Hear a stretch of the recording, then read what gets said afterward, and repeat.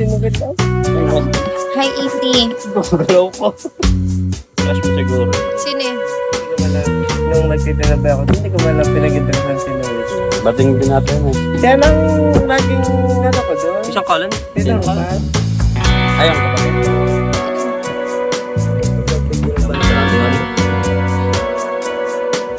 Ah! Sorry! Pati yung buhay. Patay.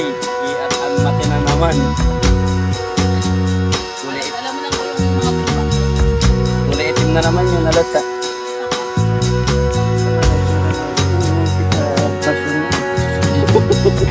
Katapig ko. Ay, hindi ko nga. Ano, kala may 15 years. Alam mo, tama ko daw sa personal. Ano masasabi mo kay Ninyo?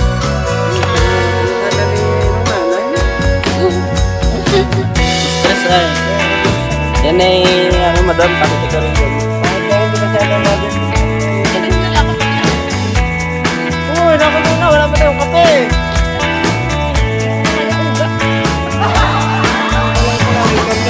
Ginagayat niya.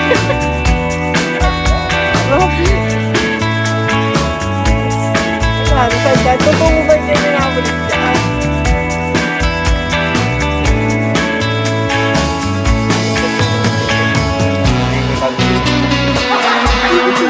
Kuya pa.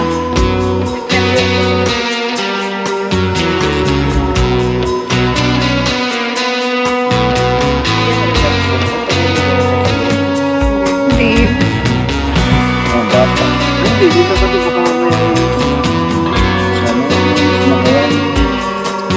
Sabi niya, dati pa yun. Tawag nga yun. Pag minito ko doon ninyo yung mga ang sabi niyo ang gawa pala doon. Sa ligyan ko naman. Gawa ko dati.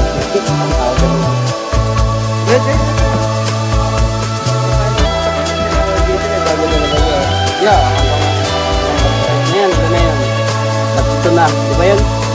Itaplo ka. Eh, dapat nga kasi, ang gawin ni Winifred, pag may gagraduate, tapos ano na yung na-12 hours na ano, dapat kinabukasan na rin siya nantay na Ay, hindi na kaya sa pesa mo. Wala din yan. ano yung nakikita yun? Dami nakapinig na siya. Meron akong ano, meron akong enroll na ng PM, babayaran mo. Talaga yan, chismisan namin. Sige PM, babayaran na siya, pwede akong sabi sa gusto